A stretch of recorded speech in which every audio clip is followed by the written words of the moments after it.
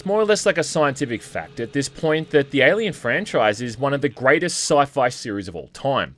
Despite how it's fared in recent years and ignoring all the damage that Ridley Scott's done to his own lore, the quality and impact of those earlier films can't be denied. Even Alien 3, despite being an absolute nightmare and trapped in production hell for far too long, is a unique and interesting entry for a series which has endured far longer than it should have. It's also one that's had its fair share of video game adaptations throughout the years. And I know that a while back I took a look at some of the AVP games we'd had, but I didn't look specifically at those based off the Alien and Aliens films. And seeing as we're in October, which couldn't be a more fitting month, I thought it might be a bit of fun to do just that, and go back and take a look at the ones that I missed. Keep in mind as well that, as usual, this isn't any kind of comprehensive list, and there's going to be some games here that I'm not going to cover. Maybe because there's really not all that much to say about them, but also because in the case of some of those arcade titles, I wasn't able to get them working properly on PC to begin with. Still though, there's more than enough to talk about here regardless, so let's move like we got a purpose. Oh my god. Oh shit, give me the light.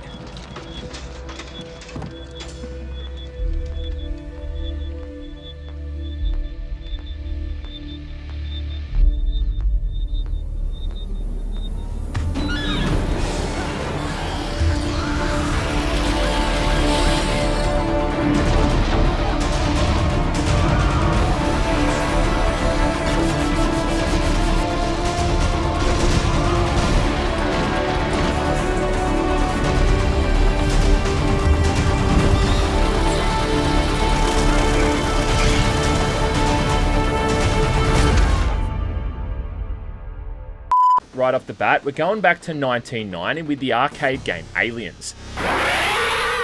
Developed by none other than Konami, which serves as a very early example of just how much these guys love money. It's a pretty standard side-scrolling shooter where you're playing as not Ripley and not Hicks. Yeah, I guess despite the whole thing being very clearly based off the movie, they weren't allowed to use the likeness of Sigourney Weaver or Michael Biehn. Regardless though, you'll still be blasting your way through various levels that all vaguely resemble scenes from the film. For the first level, you start off in what kinda looks like the corridors in Hadley's Hope, even seeing Not Newt coming out of a vent system before quickly scurrying off. And it feels like this whole opening is trying to lull you into a false sense of security, giving you frequent access to the powerful weapon ups and almost feeling balanced and fair. The controls are easy to get the hang of. You've got what appears to be a smart gun with more or less infinite ammo, and all you need to worry about is either shooting while standing or shooting while crouching, with the latter being the only way to hit the smaller enemies like the facehuggers. And then other than that, it's little more than just holding down the fire button until everything's dead. First stage then ends in a boss fight where the whole thing shifts to a vertical perspective and has you moving left and right to avoid projectiles. A sequence where you can tell that they were very clearly inspired by Contra, which is kind of funny considering that Contra was originally inspired by Aliens, and now here we are with an Aliens game that's the other way around. After this, there's a sequence where you're racing across the facility to reach Not Newt, which feels kind of similar to Ripley commandeering the APC in the movie when she heads off into the hive to rescue the Marines. Ripley, what the hell are you doing? Sadly though, once you reach Newt, she's kidnapped by some kind of flying xenomorph. And then from this point on, the game completely drops the facade, making its intentions very clear. That being to get all of the money out of your pockets and into its dirty slots. Because for the second level, you're now inside these narrow vents, getting attacked from both sides almost constantly, followed by another sequence inside the world's slowest moving elevator, where you're again lambasted from all directions by constant attacks. And if you're still somehow clinging onto that first credit, well, then this level is sure going to change that.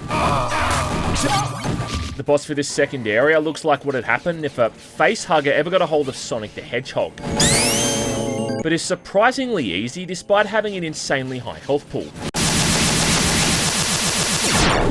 After this, there's another sequence inside an APC where you're racing across the base again to save Not Newt, with this time the pathway being covered with random crates, which are going to drain your pocket change even more. All in all though, this is exactly what you'd expect for a 90s arcade game. That being something that is flagrantly ball-crushingly hard, and it really doesn't give any kind of shit about it. I mean, you are going to die here a whole lot, and there's really nothing you can do about it, considering that all of this is entirely by design. I mean, it's all part of that grand plan to take your money. And the ensuing levels don't ease up on things either, being pure pandemonium, with just so much stuff going on at once. I mean, you've got aliens, chest bursters, face huggers all coming at you at once, along with acid even dripping from the ceiling. I mean, it's relentless. Oh yeah, as well as these guys called the Infectoids, which are like zombies, I guess, that seem to work with the aliens. Followed by a boss fight against two Xenos that I guess gestated inside Blanca from Street Fighter, because for some reason they've got electrical attacks and can zip all over the place. I will say though that at least visually these last couple of levels are pretty cool, even kind of copying the movie a bit with that scene where you come across the Queen in the hive and end up having to destroy the egg-sac, before then having to escape the base as the self-destruct goes off. All for that finale back on the Sulaco with a showdown against the now stowed away Queen. Oh yeah, you even get to use a power loader during this fight as well, and then see her remains getting sucked out through the airlock when she's finally killed. It's just a bit of a shame that you'd need to take out a second mortgage if you wanted to see any of this at the actual arcades. All in all though, as far as Aliens games go, this one is a definite highlight. Just a bit of a bummer that there's never been any kind of port in the 30-something years since it first came out.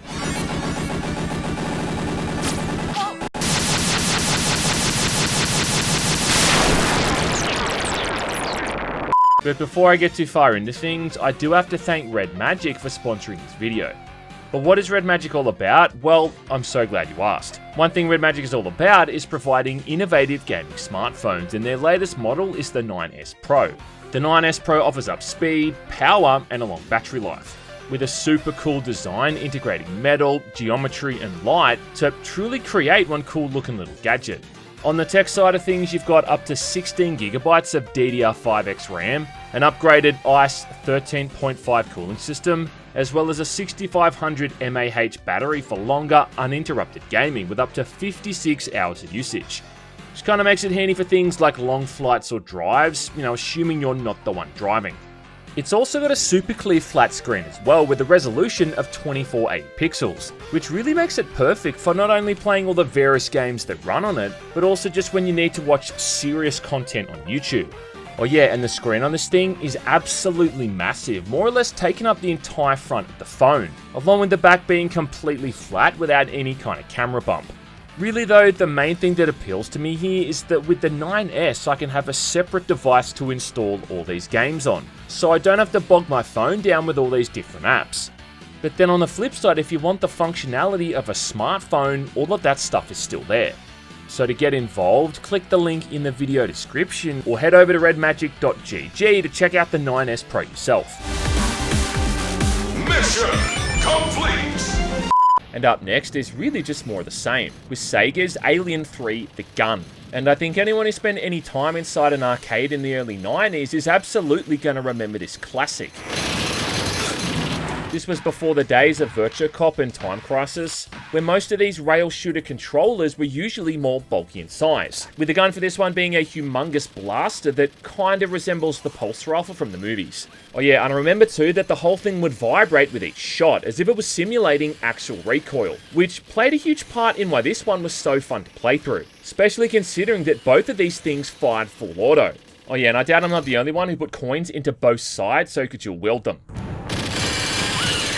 As for the game itself, the only real connection it has to the movie is that it takes place on Fury 161. But instead of playing Ripley, you're playing as a couple of nameless Colonial Marines, constantly overwhelmed by this never-ending barrage of enemies, none of which even appeared in the movie. The first level takes place in the Sulaco, which is completely overrun, before it then crashes onto the planet's surface and you got to make your way across this harsh landscape to reach the prison. There you'll see some familiar looking areas like the infirmary, the slaughterhouse, and finally the lead works for the final showdown, which is kind of hyped up as being this climactic showdown, despite the player already having killed dozens of aliens before you've even got to this point. Yeah, the enemy count in this one is on another level, and right from the get-go, you're pretty much just shooting at things constantly. From standard runners and drones, through to the chest bursters and face huggers, the latter of which just get outright thrown at the screen. along with using bombs to destroy everything on the screen in case shit gets too heated, which, yeah, it absolutely will. The boss for the first level is some kind of giant super face hugger because, yeah, remember that thing from the movie? And then the second level has all of these hostile robots to shoot at as well, ending in a fight against a giant tank. Yeah, again, a classic adversary from Alien 3. At least the stuff inside the prison is somewhat faithful though, and there's even a level set in the tunnels where you've got to avoid shooting the other inmates as they're all trying to flee the area. The final level, as you'd expect for an arcade game, is absolute fucking chaos, and once again reminds us of the sole purpose to why these machines exist in the first place.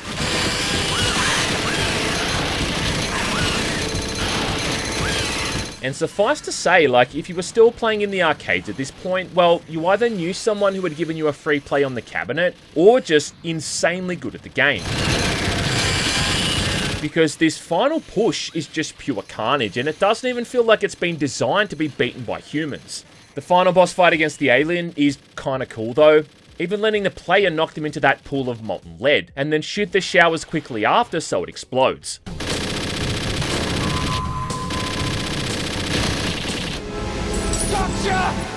Then after that, Not Bishop shows up to retrieve the alien for testing, only to then try to attack the player when he finds out that they've destroyed it. Which really kind of seems a bit anticlimactic, you know what I mean? Especially after that showdown with the alien itself.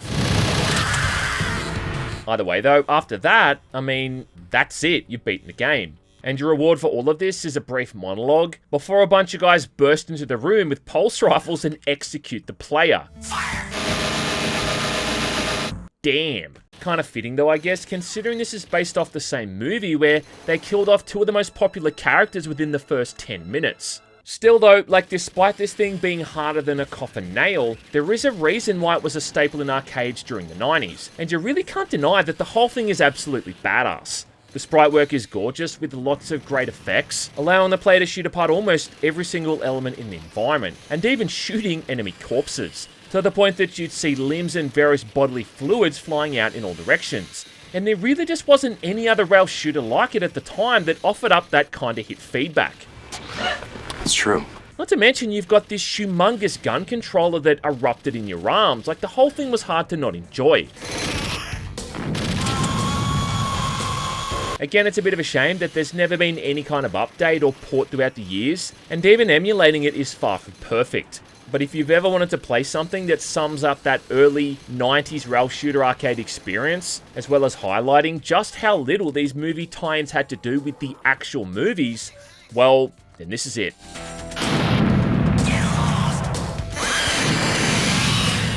Next up, we've got what is, without a doubt, the most interesting games in the video, with a bunch of different versions of Alien 3 for the home consoles.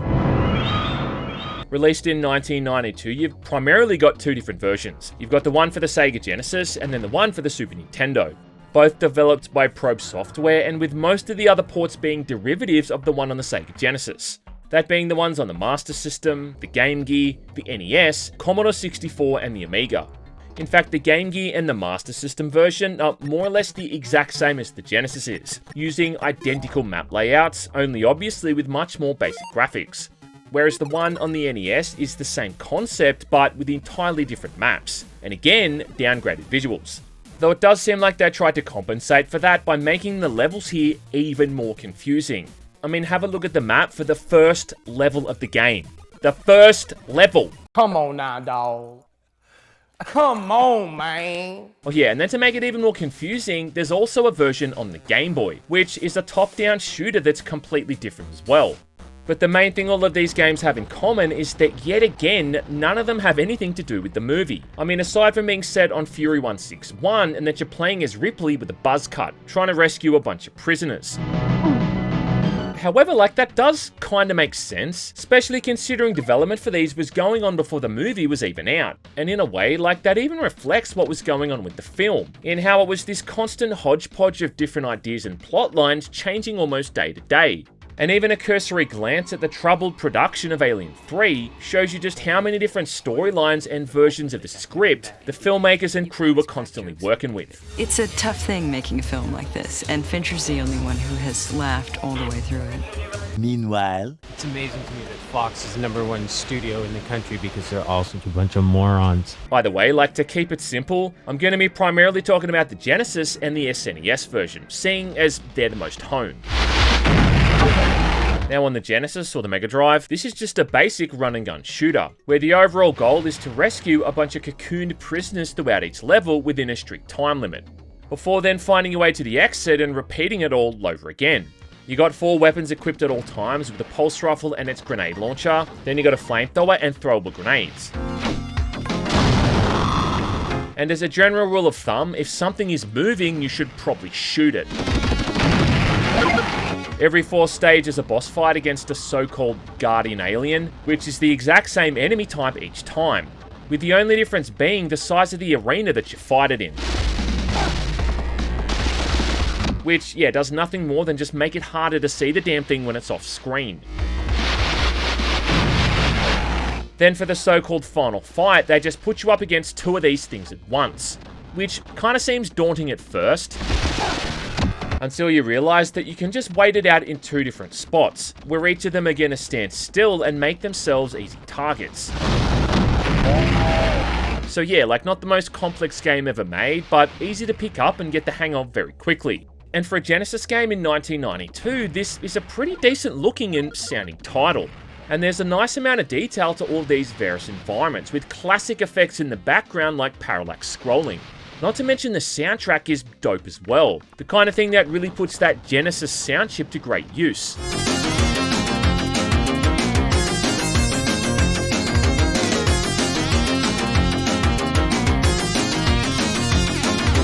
But this game does have one very frustrating feature, with the maps being absolute labyrinths to try to navigate. As far as I can tell, all the difficulty modes seem to really affect here is how much time you're given to find all of these prisoners. But seeing as how you're not going to have any idea where they are for a first playthrough, and also considering how confusing the maps are, playing on anything other than easy just seems like needless torture.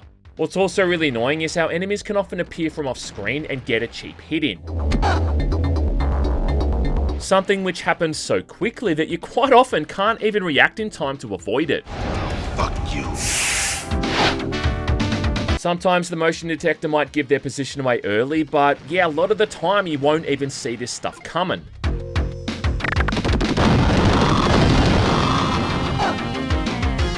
Surprise, motherfucker. And even then, like, their hit points are so high that even if you start shooting early, you won't be able to kill them before they've even reached you.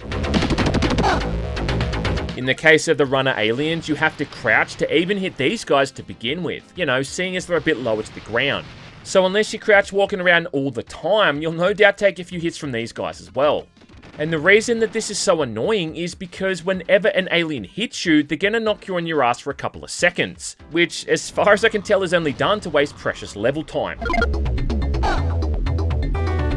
But the most frustrating feature by far here is how, even if they run off to one side of the screen, they'll instantly still appear back from the spot that they spawned in, over and over, which makes no sense.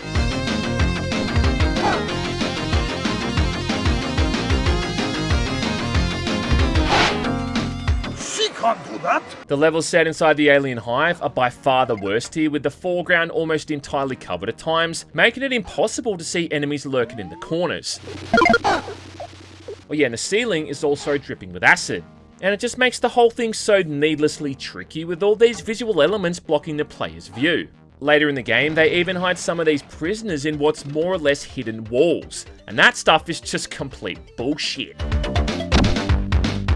It's just a classic example of games from that 16-bit era being ball-crushingly hard, for really no other reason it seems than to just make it take longer to beat them, giving the games a false sense of depth or longevity.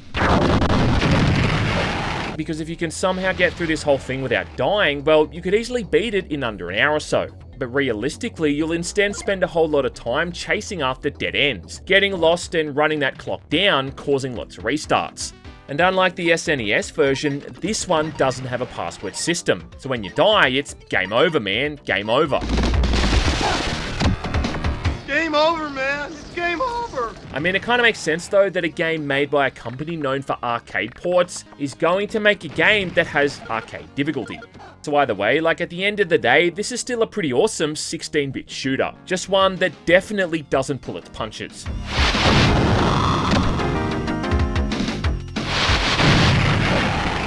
Which brings me onto the version on the Super Nintendo. Now this one is still more or less the same concept, where you're going around Fury 161, rescuing prisoners and killing aliens. Only this one has a whole mission structure system, where you've got to complete a bunch of these in each level. The way it works is that each level has a sort of a hub area, where you can run around and access terminals to pick up these missions, then having to navigate to different doors to enter the various areas of the prison where these objectives are held. Missions include things like rescuing prisoners, repairing terminals, or faulty pipes, through to just sealing sections of the prison off with a welding torch. The worst ones are where you've got to destroy a bunch of eggs, simply because the eggs have a stupidly high amount of hit points, along with constantly spawning in more face huggers until they're destroyed. But the layouts for all of these are actually kind of complex, forcing the player to study these blueprints so they can even figure out where they need to go.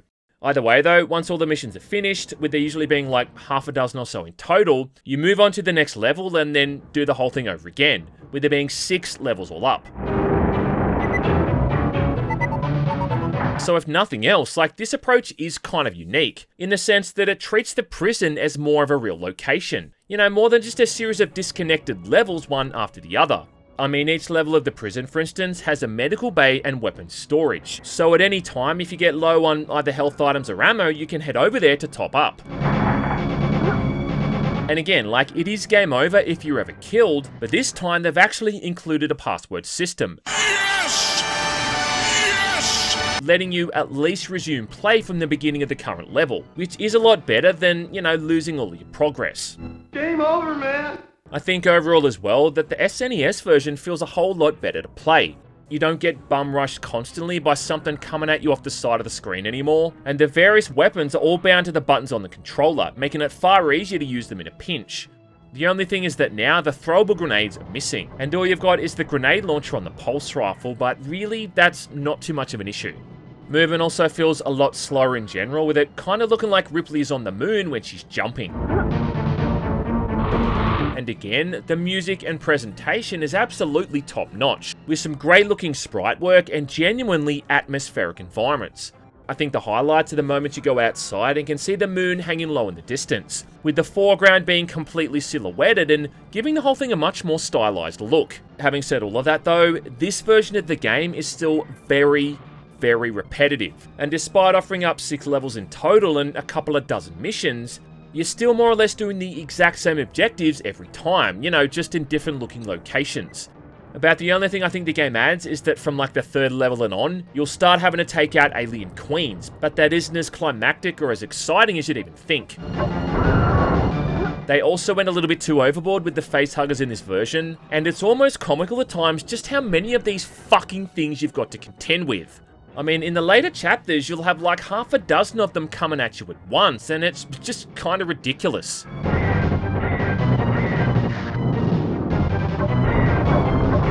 It pisses me off. It pisses me off.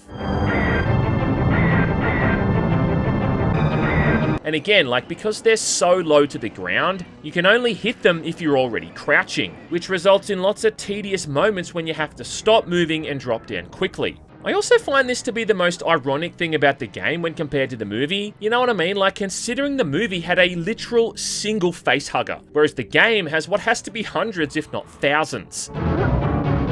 Still though, despite all my bitching, this is a pretty damn fun game, and despite having bugger all to do with the movie, there is something again undeniably enjoyable about controlling this surprisingly agile Ripley, as she moves about the prison complex, gunning down waves of Xenos with complete ease. It's also a great example of how when games would get released for the SNES and the Genesis, and how vastly different they could often be. Similar to how it was with Aladdin and Robocop vs Terminator, which means that neither of these are necessarily better than the other. I mean, they're both trying to do completely different things and each have their own strengths and weaknesses. The Genesis version on the one hand is a really intense run and gun shooter, where you're getting punked all the time from Xenos that literally come out of the goddamn walls.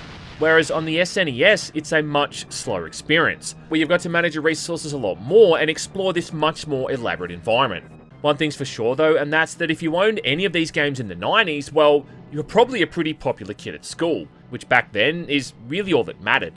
If you own the NES version though, well, I'm sorry to say, but your parents probably don't love you. Game over, man. Finally, we're getting to the 5th generation of consoles with Alien Trilogy. You're gonna see some serious shit. Yet another game developed by Probe Entertainment and released for the PlayStation in 1996. And I will admit that I do have a bit of a nostalgic connection to this one, considering that Alien Trilogy is the game that came with our PS1 back in the day. And I still have very fond memories of my dad and I hooking everything up and then spending hours blasting through the campaign. It was also one of the earliest games I can remember playing that had very clearly motion captured the animations for the cinematics. Seen to great effect during the opening sequence where you see Ripley returning to LV-426 with a squad of Colonial Marines, who are very quickly ambushed and then killed, leaving her as the sole survivor, which was pretty typical for a first-person shooter in the 1990s.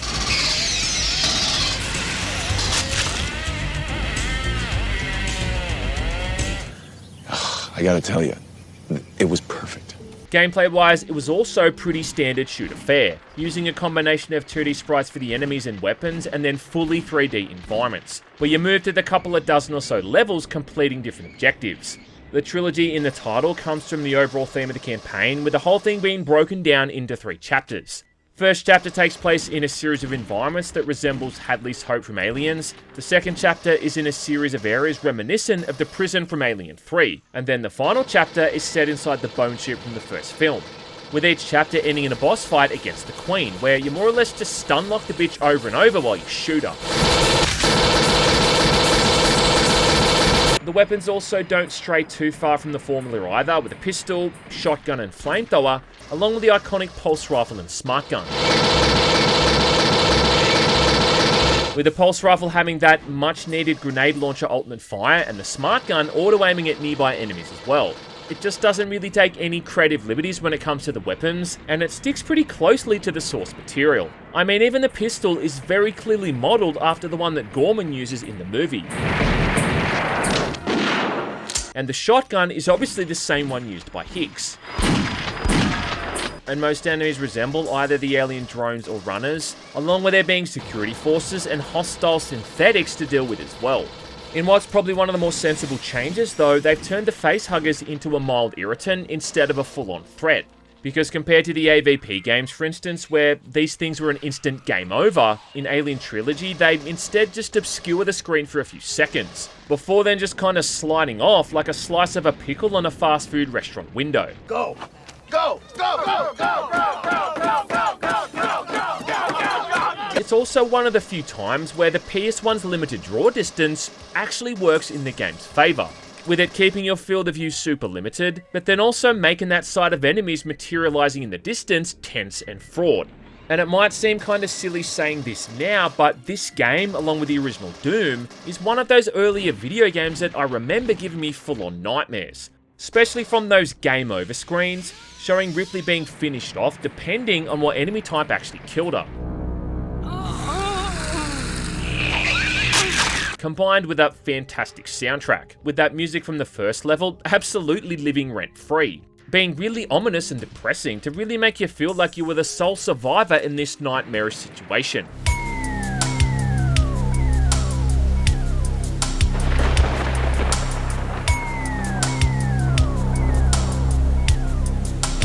The whole thing really just is the result of what happens when a bunch of nerds who love the movies make a video game. And you'll see so many familiar looking environments that are copy-pasted verbatim from their film counterparts, including its own version of the space jockey from the first movie, which kind of seems like there's an unwritten rule here that has to be included in every video game adaptation. Even those human enemies in the third chapter are based off the soldiers we saw at the end of Alien 3. Yeah, those guys we saw for all of 5 minutes, and yet they've been thrown in here as a main enemy. Combine it all with a generous password system and one of the most infamous cheat codes in history, outside of the Extra Lives code in Contra, and you've got the makings for an all-time classic. there were a couple of other versions as well, notably the one for the Sega Saturn and the PC. Though the only real difference there is that on the PC, they've included a bunch of one-liners from Ripley during combat.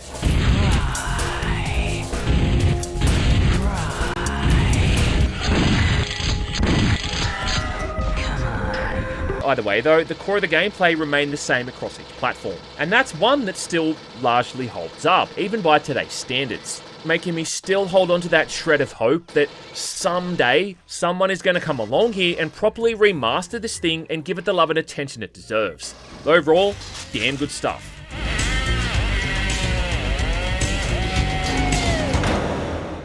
Damn good stuff, sir. Speaking of titles that also badly need a remaster, we've got Alien Resurrection, again developed for the PlayStation in the year 2000, which really is one of, if not the first proper first-person survival horror game ever made. That's maybe right. Now, it's a shooter first and foremost, but also with a high emphasis on resource management, along with completing various tasks and objectives. It's also often regarded as one of the first console games to use the thumbsticks for both movement and aiming. Something which was infamously highlighted in that classic GameSpot review where in a hilarious display of someone being on the wrong side of history was listed as a negative feature, despite it also being one of the few shooters for the PlayStation that supported the mouse. It's also a half-decent movie tie-in as well, letting you play as various characters from the film, like Call and Christie, that Marine DeStefano, along with of course Ripley. All in different parts of the station where they have to find their way out and avoid getting killed. The visuals are dim and moody with clever use of lighting to heighten the atmosphere, but it also has amazing sound design as well, with really unsettling and eerie ambience used to great effect. Like early on in the game, how you can hear people screaming off in the distance or the muffled cries of help from someone close by.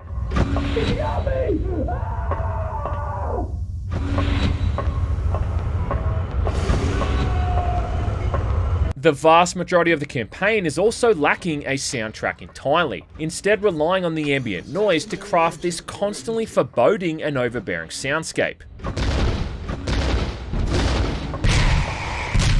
Just really marks the turning point where horror games started to become a lot more psychological. And considering that Silent Hill also came out around that same time period, where a lot of the terror and the fear started to come from the implied. And really visually for its time, it's easily one of the best looking games on the platform, showing off some highly detailed environments and impressive animations. It's kind of laughable saying that now, considering how blocky the whole thing looks, but back then this game served its purpose, at doing its best to scare the shit out of the player, which is something it did multiple times. Those instances when you'd open a door and see an alien lying in wait, ready to pounce. Or those moments where there'd be facehuggers scurrying around, just waiting to jump on the player, are the stuff that heart attacks are made of.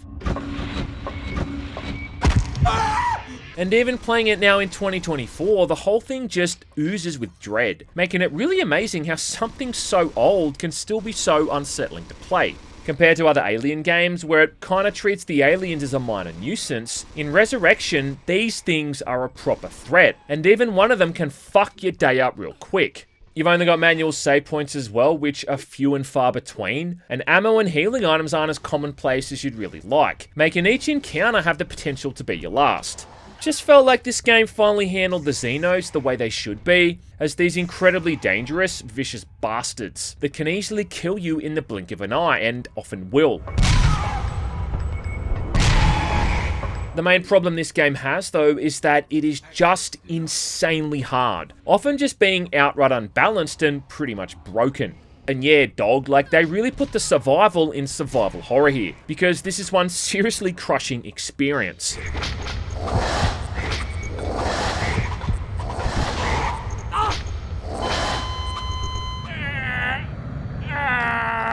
The main problem it has is that your supplies and ammunition carry across into the rest of the game, which sounds like it should be fine, but if you're playing these earlier levels as Ripley and you waste too much ammo, or, use too many medkits, well, then you're more or less soft-locking yourself down the track.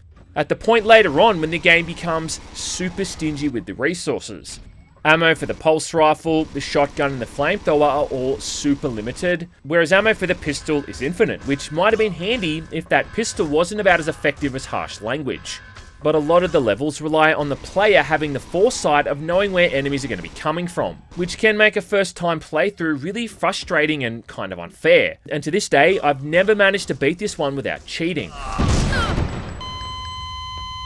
Just kind of like whoever did the playtesting for this one forgot, you know, like half the amount of health and ammo pickups they should have included. And all that playing on easy mode does is make you feel even more like a pathetic loser, considering the game is still going to kick your ass regardless. And along with the lack of any kind of PC port or decent emulation settings to iron out the frame rate, it really makes this one very hard to get into. So it's for that reason that I'm still holding out for some kind of remaster. Hopefully where someone like Night Dive Studios can come in and rework some of these issues and really fix the whole thing up. Because it really is like a few sessions of playtesting away from being an absolute masterpiece. I see it as a really interesting early example of the pioneering first-person horror genre, and also overall just a really interesting title. Also considering it came from the same people who made the Catwoman game.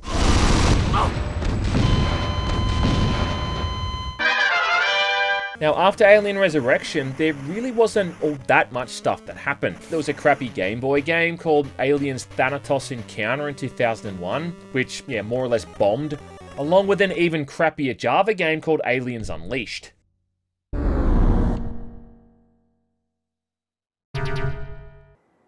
What the hell is that? In the arcades, there was Aliens Extermination in 2006, a game which I do remember playing once or twice, and one that can even run on the PC, though despite my best efforts, I was unable to get this one working. So it really wasn't until 2011 when we got a full-fledged proper Aliens game once again, with Aliens Infestation for the Nintendo DS. With this one developed by WayForward, known for their work on the Shantae series, River City Girls, along with Barbie and the Three Musketeers, which I actually covered a while back too, and something I only mention in the hope that it would get more people to watch my Barbie video. Now, like seriously, I spent so much fucking time on that video. Someone, please watch it.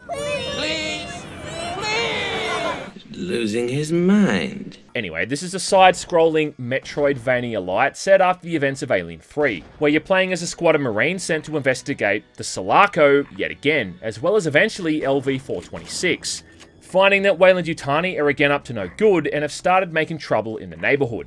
So it's up to you as one of these Colonial Marines to get to the bottom of it. You've got familiar weapons yet again like the pulse rifle, the shotgun, the flamethrower and the smart gun. And there's a high amount of exploration involved here too, combined with backtracking as you find new items to access previously locked areas. For instance, you'll need to find a blowtorch to weld through sealed doors, you got a flashlight to get through darkened areas, as well as there being a bunch of different security keycards you need too. With locker rooms scattered around the environments that offer up much needed save points, as well as a way to instantly refill all your health and ammo. All while shooting Xenos that pop out of the ceilings, the floors and walls, almost out of thin air at times.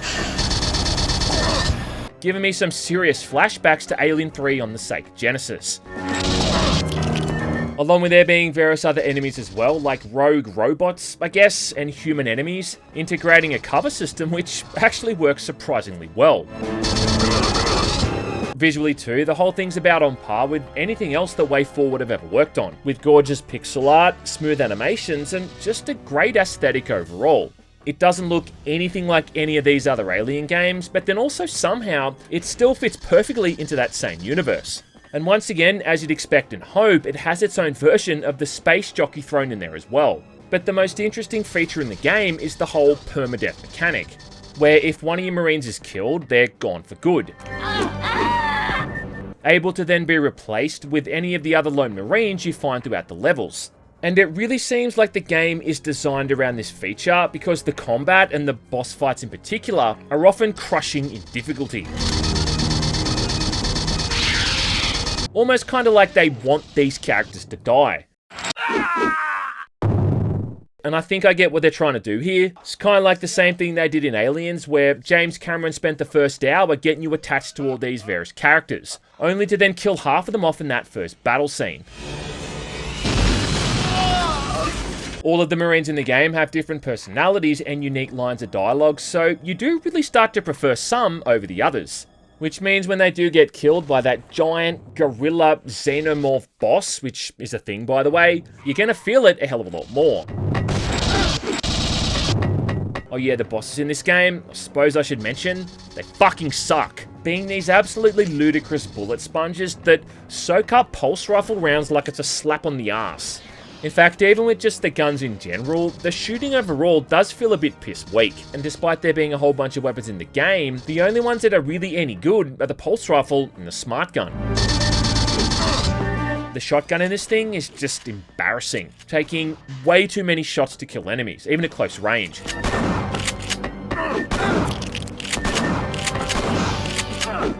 And the flamethrower's even worse. Though in its defense, it does seem like this thing mainly exists just to get through locked doors blocked up with organic matter. Why won't you die? You can upgrade any of these weapons up to 3 times, but even then, they're still not all that great. And even shooting at an alien full auto, it'll still have time to barrel into you before it's killed. Despite the game having a dozen or so different Marines to recruit as well, there's no meaningful difference between any of them. I mean, they can all still use the same weapons, have the same amount of health, and move at the same speed. So it's really nothing more than just an elaborate way of including a live system. But what I find the most annoying is how the map screen, despite showing the entire layout of each area, doesn't have icons to remind you of which items you need to take to specific spots. You know what I mean? Like which doors on the map require which keycards, or which doors need to be welded, stuff like that. Which means there's going to be a lot of backtracking as you try to remember just where the hell you have to go. Oh yeah, and again, like Alien 3 on the Super Nintendo, they go way overboard here with the goddamn face huggers. I mean, seriously, what is it with the face huggers? Overall, I'd say the whole thing is okay, but it's definitely not any kind of hidden gem or underrated masterpiece. It feels like a throwback to a 16-bit era game, which it is, and which is fine, but it's really lacking some of those improvements or quality of life features they could have included. You know, considering it's something coming out now in 2011. But considering that the last handheld Aliens game before that was Thanatos, compared to that thing, this is a goddamn masterpiece. That finally brings us to the most important game in this list, and the only one I'm assuming people really want to hear me talk about, which of course is the infamous Aliens Colonial Marines back in 2013. Oh, shit. And can you fucking believe that this game is over 10 years old? Let's see that in an instant replay.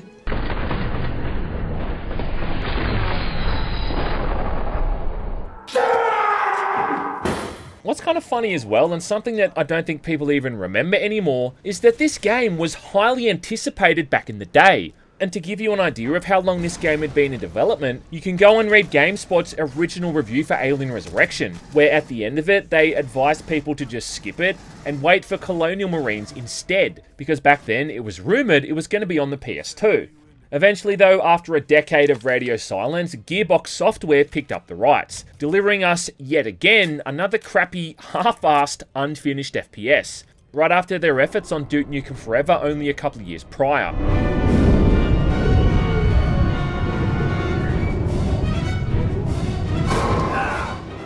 And every time I come back to replay this thing, I tell myself that it can't be as bad as I remember. Like, I tell myself that maybe I've always been a bit too harsh on it, and this is the time that I'm going to appreciate it that little bit more. No! Only, no, I'm always wrong, and it always is as bad as I remember. To be fair though, it does start off pretty good, and the premise is actually kind of interesting. The whole thing opens up with a distress signal being sent out by the thankfully still alive Hicks, which results in a new squad of Marines being dispatched to investigate the Sulaco, which, as it turns out, has been harbouring a whole lot more than the second movie let on.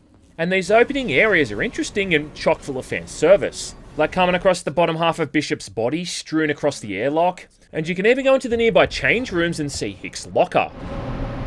Hudson, sir. He's Hicks.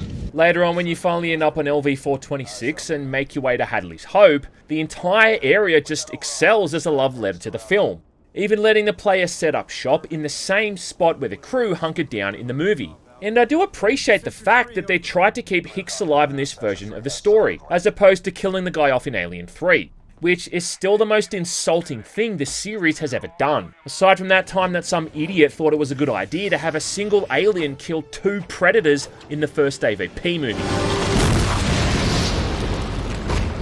Come on, man. But it doesn't take all that long to see that the whole thing really does suck. And a big reason for that is just the truly awful gunplay. Now, combat is either broken down between fighting the Xenos or Weyland-Yutani mercs. But both of these factions may as well have the same AI because they're more or less equally brain dead. And the strategy for both of them just involves shooting them over and over until they die, with weapons that sound and feel like hot farts. We need to reach the top of the gravity well! There was even a bit of talk there that modifying a single line of code in one of the config files would somehow magically fix the AI, making them somewhat capable, but you know what? That's a complete lie.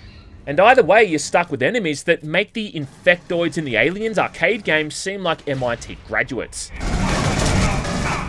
I've always kind of found it impressive how they've managed to include so many weapons in this game, a lot of which are genuinely cool in concept, like the flamethrower pulse rifle combo that Ripley has at the end of the movie. And yet despite this, all of them are just so underwhelming when used.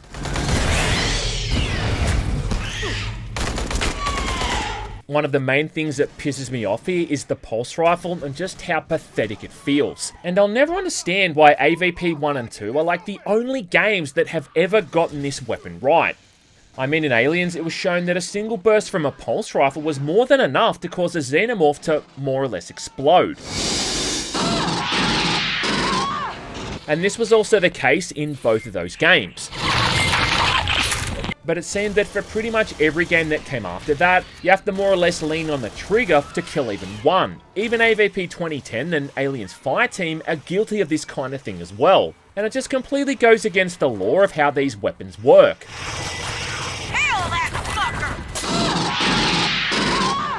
I mean, these things are firing 10mm explosive tips, right? Not fucking Nerf darts. Lieutenant, what do those pulse rifles fire? 10mm explosive tip caseless. Standard light armor piercing round 1. See? I was right. Just makes the shooting feel really underwhelming when this is the main enemy type you're coming up against, when you've got to empty like half a magazine into a single one of them just to take it down. And it's not helping either when all the other weapons are so weak as well, like don't even get me started on the goddamn shotguns. Also too, if you've modded the pulse rifle, adding all those completely moronic attachments in like red dot sights, it doesn't even resemble a pulse rifle at all.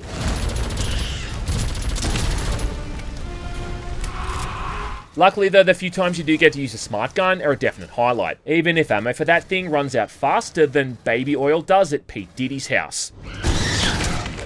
But the vast majority of combat is just repetitive and unexciting, against enemies that barely react to getting hit by what's arguably one of the coolest weapons in the entire science fiction genre. But the most laughable mechanic in Colonial Marines is this idea of being able to melee the Xenos and knock them back when they get too close. And I think that in real life, if you ever tried to hit one of these things with the butt of your rifle to like knock it back, well that Xeno's just gonna grab that rifle, man, and ram it up your ass. Or yeah, as well as executing them at point blank range by sticking a gun into their mouth. That's something I want to do again. Which would probably just vaporize someone entirely from the neck down from the literal splash damage due to their acid blood. That's something I want to do again. I mean, Hicks almost lost his arm from doing that in the movie. Hudson, sir. He's Hicks. The other annoying thing is how in essence this is really a co-op game. Except your co-op buddies are these two AI-controlled characters who constantly get in your way and block your shots. And considering that half the game is spent in corridors tighter than your mum's shit pipe, this becomes a huge issue. And considering that half this game is spent in corridors tighter than your mum's shit pipe, this becomes a huge issue. I can't say that with a straight face. And considering that half this game is spent in corridors tighter than your mum's shit pipe, this becomes a huge issue. They don't even kill anything either, so it's not like they're even any use in that regard. I mean, one of the characters even has a smart gun, and yet couldn't even kill a facehugger if his life depended on it. It's like the super annoying AI from Follow Freeman in Half-Life 2, but applied to an entire campaign. Come on, everybody! Good idea, Dr. Freeman. What's kind of funny as well is the one part that I kinda liked in this game is something which a lot of other people seem to hate. That's the bit about halfway through the game where you lose all your weapons and have to sneak through the sewers, avoiding this new alien variant that's attracted to noise and explodes when you're detected. And I like this, if for no other reason that it actually made these things seem like a bit of a threat. Plus it didn't force me to engage with the shittiest gunplay ever created. God damn, man! You didn't tell me those guys exploded. They exploded? But then of course they quickly messed the whole thing right up after this when you're running from a super tough alien that kills you in a single hit. Followed of course by hours of just mindlessly shooting droves of those basic drones. I feel like if someone picked this game up blind in 2024 with no prior knowledge of it or its development history, well, to be honest, they'd probably not have that much of an issue. And playing it in co-op does alleviate some of the tedium from the whole experience. But playing through it knowing just how much wasted potential there is here, not to mention how long this thing had been worked on, it's really kind of hard to ignore just how bad it turned out.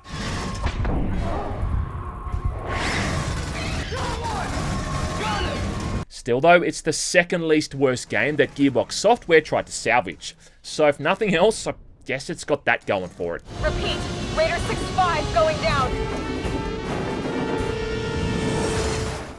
Luckily though, I can at least end the video on a high note, considering the final game I'm going to be talking about is Alien Isolation, which is without a doubt the best Alien game we've ever had. Developed by Creative Assembly in 2014, a company previously known just for real-time strategy, it's like these guys just randomly thought they'd take a stab at making a first-person survival horror game, and then ended up creating one of the best the genre's ever had. And with the exception of Under the Mayo, anyone who's played this is probably going to agree that it's one of the most terrifying games in the entire franchise. It's like Alien Resurrection walked so that Alien Isolation could run. The story in this one is that you're playing as Ellen Ripley's daughter named Amanda. Hello, my name's Ripley, Amanda Ripley. Law! Who's working for Weyland-Yutani in the same area of space that Ellen did, in the hopes that she'll eventually unearth some information on her mother's whereabouts. Maybe there'll be some closure for you. As it turns out, the black box from the Nostromo's been recovered, and is being held at the nearby Sevastopol station. Can we see it? Ripley eventually agrees to head to the station with a synthetic named Samuels, hoping to find some kind of closure on her mum's disappearance. Only, once they get there, it becomes pretty obvious that something's gone wrong and shit's hit the fan. Within minutes, she's separated from her crew and finds the inhabitants incredibly hostile. I'm Ripley. Where'd you come from? Ripley! And all paranoid about a supposed monster that's running around killing people one by one, which, as should come as no surprise, turns out to be a xenomorph.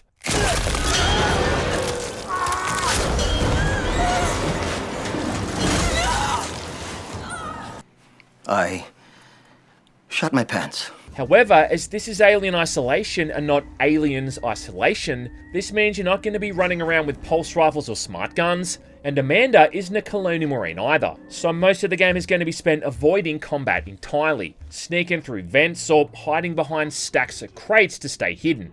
It successfully juggles back and forth between essentially 3 different playstyles.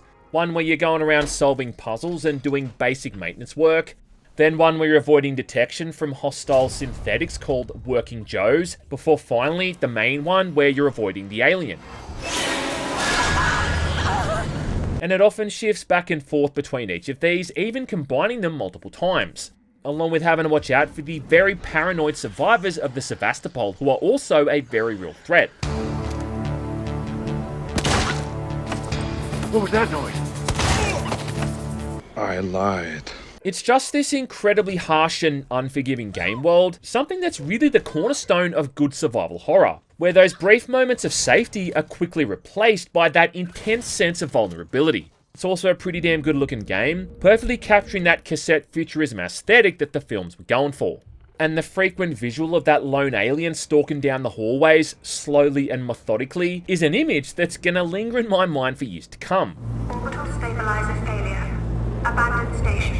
My name is Jeff. Avoiding the alien in this is kinda like playing an asymmetrical horror game against the AI. where you've got this system that outright tells the alien that you're in the area, without specifically giving your position away, and then you've got to do your best to remain hidden and avoid it outside of that. All combined with these very slow and tedious sequences where you've got to cut through locked doors, hack into something, or activate various bits of machinery.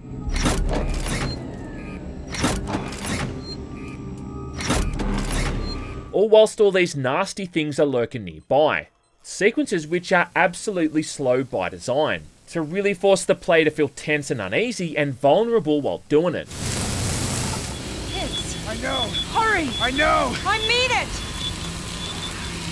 Initially, the alien's appearance is highly scripted, but about 2 or so hours in is basically when it's around for good. And from that point on, if you're playing on hard mode, which you really should be, you've got to be really aware of your surroundings and the noise you make. Because running around and making too much of a racket is going to lead that thing directly to your position, at which point you're more or less fucked. But the game also gives you a few tricks to slightly turn things in your favour. For instance, there's this whole crafting mechanic where you can make Molotov cocktails, pipe bombs and flashbangs to either distract or disorientate your enemies. This is big brain time.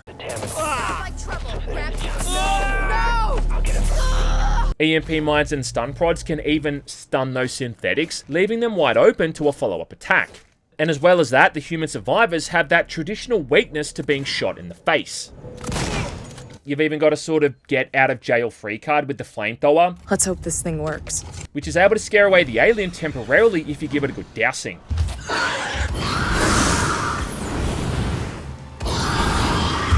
Something though that it can quickly adapt to, giving slightly less and less of a shit every time you use it. The thing is though, is that none of these are proper long-term solutions, and the more you use these items, the more attention you attract towards yourself. But more importantly, the less resources you have when you actually need to use them, making this primarily a stealth game first and foremost. It just makes for a really tense and harrowing experience, where fortune really does favour the bold, because loitering too much in a single area will let the Xeno eventually figure out where you're hiding. And it just kind of goes against the grain of what so many other horror games were like back then. I mean, like compare this to the Amnesia series for instance, where all you really needed to do was hide in one spot for long enough before the enemy usually gave up and left you alone. Now the Xenomorph in Alien Isolation kinda still does that, but it's just gonna keep showing up again over and over. Surprise! Cockbags! Usually based off the player's actions, so you can never truly relax and just feel at ease. And the sound of thudding footsteps rushing towards you from a nearby room never stops being pants-shitting. In fact, the sound design in general plays a huge role overall, outright telling you where this thing is. And other visual clues like ceiling vents dripping down with your mum's bathwater give its position away as well. And then even when the alien's not around, you've still got all those rogue synthetics which are completely terrifying as well. I mean, getting chased down by a murderous robot is bad enough, let alone one that is calmly asking you to stop acting hysterically, you know, while it's trying to strangle you to death.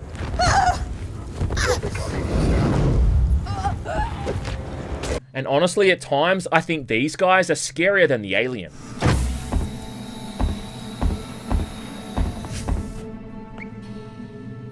How can I help you? Now, I haven't actually played through this from beginning to end since it first came out back in 2014, and that's not meant as an insult, it's simply because the game made me feel so uneasy and distressed that I genuinely needed a decade-long break to catch my breath. And even now, playing it in 2024, it's still eliciting the same feelings. I shot my pants. I mean, it's the kind of game you just love to hate playing. There's a sequence probably 2/3 into the game where you've got to go into the hive and activate a bunch of generators, all whilst avoiding an alien along with multiple facehuggers. And I literally had a sore chest after this from just how stressed out the whole thing made me. And that's not even the end of it, because right after that you're topside again and moving around the now partially activated power core, where you're being actively pursued by multiple Joes, with the sounds of the nearby machinery powering up basically being a form of sensory trauma. Some people have criticised that the whole thing goes on for a bit too long, and I do admit it probably would have benefited from a few cut downs here and there. Especially considering the campaign has so many moments like this where things are feeling like they're at a climax, only to then dial right back down to zero again and put you into an entirely new scenario. But even still, like, this is the most faithful Alien game we've ever had. It's true. And again, like, as far as survival horror goes, this is one of the all-time greats. Plus, it sure serves as a better follow-up to that original film than Prometheus or Covenant ever did. It's kind of crazy as well that apart from Alien Isolation in 2014, there hasn't even been all that many Alien games ever since. I mean, obviously most notably is Aliens Fireteam in 2022, a third-person squad-based shooter, where you play as a Colonial Marine with a bunch of your buddies, taking out aliens and synthetics across a whole bunch of different missions. Alright, everyone out of the pool. But this one is kind of boring to talk about, simply because there's not all that much to talk about. I mean, it's a good game, and I like it, and nothing much has really changed there since I covered it a few years back. Was that you? I heard a lot of banging. The other one is Aliens Dark Descent from 2023, which is an isometric real-time strategy game that's kind of like you're seeing the world from Lieutenant Gorman's perspective. There's something around. Oh, great. Wonderful. Shit. Handing out orders to your squad of Marines from relative safety. Hurry up, squad! And again, like, while a lot of people seem to really love this one, I don't. In fact, I find the combat mechanics kind of tedious. And it seems 90% of the game is moving around these vast, empty environments, trying to avoid even encountering the aliens. I'd actually planned to do a more in-depth look at this one, but it became very clear after playing it for a couple of hours that I really wasn't going to enjoy it. Finally! I've been chosen! And as my dad once said, if you ain't got nothing nice to say about something, don't say it at all. Good job, squad. All in all though, I do think generally this franchise has been pretty well treated. And while there may not be a whole slew of upcoming games on the horizon, the existence of some of these solid, older titles is going to ensure that fans will always have something to keep them busy. Now, if someone could just hurry up and get around to remastering Alien Trilogy, then we'd be all set.